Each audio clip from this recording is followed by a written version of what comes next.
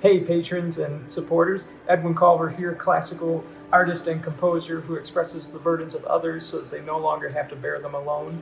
Going to give you 7 quick ways to not fall asleep while listening to classical music. Coming for live from Shanghai here. I'll give you a couple other shots as I go through here. But if you have ever, like I, felt so bored by classical music that you fell asleep to it, this is going to be 7 quick ways for you to not fall asleep. And these are 7 things that I've learned over the years of not only performing classical music, listening to classical music, teaching classical music, but also just from starting at a point where I did not like classical music at all. And these 7 things I think are going to be really, really helpful for enjoying, appreciating, and sharing the love of classical music. Number 1, go listen to classical music live. That's been the number 1 most helpful thing that I've found for developing a love for classical music and for understanding what's really going on. It's music that was meant to be heard live ever since it was starting to be composed, as early as the Middle Ages, but especially once we hit the high Renaissance era and enter the 1500s, 1600s, 1700s, and the 1800s. They didn't have recordings back then. They didn't have electric amplifiers back then. They didn't have, the electronic means of communicating sounds like we do today. So all music that anybody ever heard was always live. And that's the tradition that classical music has grown out of. And that's where, you get the closest interaction with it. The most intimate interaction with classical music is by hearing it live. There's something different about just feeling those sound waves actually travel through the air. There's all sorts of mysterious things that like scientists keep digging up the more and more they study the phenomenon of music. And when there's a live performer there, there's little things like just communicating with the artists themselves. There's always something different, always something kind of surprising that's going to happen. The more and more you listen to this music, the more you can pick up on these changes. And it's really, I've told my students this several times. I've been to all sorts of different kinds of music concerts around the world. I've been to kind of what I would say are the most extreme kinds of concerts around the world. Concerts, like in my early days, heavy metal, where it's extremely loud. You've got guys jumping around on stage, and you got kids, swirling around in mosh pits, and I'm up there crowd surfing and stuff. And that's a pretty intense experience. I've been to, other concerts like a big, 3,000 plus person rave down in a warehouse, in underground Detroit. And I mean, they're just like blasting like 50,000 watt speakers. I mean, it's horrible for your ears, but it is really, really intense. But all of these different types of concert experiences that I've been to, honestly, around the world, the most intense I have ever felt, and it's consistent every time, is a live symphony orchestra concert, live classical musicians. There's just something about it that when you have literally 100 to 200 musicians all playing together at the same time, that there's an exponential effect. Something very, very different happens. So number 1 key, listen to live classical music. Go listen to it live. Number 2 is to go learn the story of the composer. So if you're going to go and hear a classical music concert live, you want to learn the story of the composer whose music they're going to be performing. And obviously learning the story is what's going to show you what went into writing that piece of music.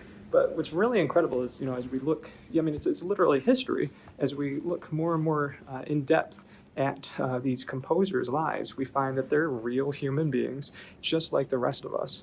And there's all sorts of stories from their childhood, stories, when they were close to their death. There's stories where they're kind of grappling with their place in the rest of the classical music canon, kind of their place, if they came after Beethoven, or if they're, creating something that's very new.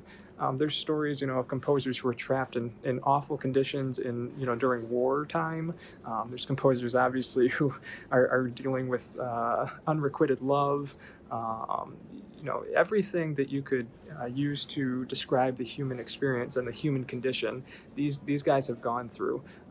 You learn about who they were friends with, who they were buddies with, and the more you learn the story, the more you can connect with what they're trying to tell you in the music.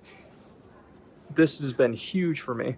I, again, did not like classical music when I first started, but as I started learning some of the stories of these guys, I was like, man, that guy's really smart. That guy's really creative. And now that I know what that guy was kind of going through while writing this music, that gives me a different perspective for understanding it. And it's real easy to go find the story. I can probably do separate videos on each one of these steps where I kind of walk through real quick, simple ways to go and find these things. Let me know in the comments if you'd like to see more stuff about that. But until then, let's move on to number 3. Number 3 is to learn the period in which the composer was writing. So there's all sorts of periods in classical music, and I'll probably do a separate video on each one of these periods eventually. But you've got very, very old music, like in the Middle Ages. You've got music up in the 1800s written by Romantic period composers. You've got modern 20th century type music, 21st century type music. And each one of these periods, just like any other period in history, archaeology, that sort of thing, there's certain generalizations that we can know. So like the music around the turn of the century, we know that there's a lot of experimentation happening. A lot of new things are happening in that music. The turn of the 20th century. And composers are doing things that sometimes step on people's toes, versus if you look at the music that was written during the early 1700s, a lot of that music was written to kind of appease the aristocrats. And so that influences the character of this music. So the more and more you learn about these different periods, and I like to break them up into kind of the earliest period being the ancient period of music. So this is music from ancient Greece and ancient Rome, to then music that's being written in the medieval period or the Middle Ages. You hear a lot of Gregorian chants and sacred music coming from there.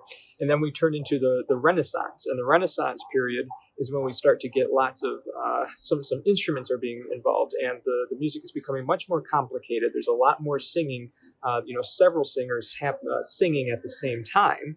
And then we get, from the Renaissance period into the Baroque period, which is where they take that complexity and kind of put it on steroids. You have all sorts of instruments playing all sorts of different things at the same time. And after the Baroque period, you have the Classical period, kind of that aristocratic time where things, in one sense, sort of simplified. It became a little more direct. Everything was much more balanced. And then after the Classical period, you have the Romantic period, where everything really just kind of blows up and gets really big and as loud and as bombastic and as emotional and romantic as possible. And then music kind of hit a crisis of, well, where does it go from here now that it's gotten so big? And that's where you have the turn of the 20th century and modernism, modern music, and a lot of experimentation. And after that, you find yourself in the 21st century, where we're at right now.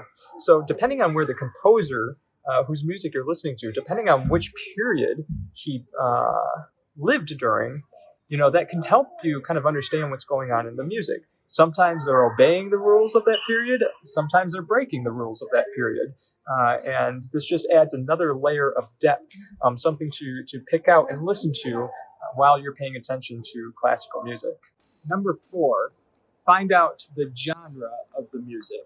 So we've learned the composer, we've learned what period he's written in, and now we're going to go even more narrow, and find out the genre of the music that he's writing.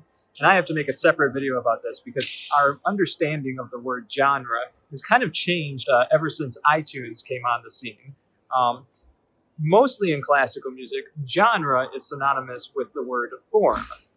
And what I mean by that is a genre or a form kind of usually has a certain pattern to it. The piece of music, if it's from, let's say, a sonata, almost always starts with a theme, a second theme, and then there's a development section and a recapitulation. That pattern is almost always used in a sonata form. And if you know that pattern, you know what to listen for in the music that you're going to go hear live. Several times, composers throughout the years would kind of break that pattern. Other times, they would stick with that pattern. But once you know the pattern, you really know kind of the roadmap for where the piece of music is going to go. And these genres, are all over the place. Some of them, like a symphony, means it's for a big orchestra. If it's, a duet, like a piano duo or a violin duo, obviously that tells you, something about the instrumentation. But the genre also changes throughout time. So a sonata in the Romantic period is very different from a sonata in the 20th century, which is very different from a sonata in the Baroque period. The patterns are also constantly changing. But if you can start, just start with one piece. If you're going to this concert, just pick one piece, find out the story of the composer, find out what period he's writing during, and then also find out what genre the piece is that you're listening to, and that will give you one more sort of piece of ammunition to listen for and see where you're going through on this piece. All right, so this video ran a little bit longer than I thought I would, so we're gonna have to make a part 2. I'll pop up right here. You can click and see steps number 5, 6, and 7 for how not to fall asleep while listening to classical music. So see you guys there.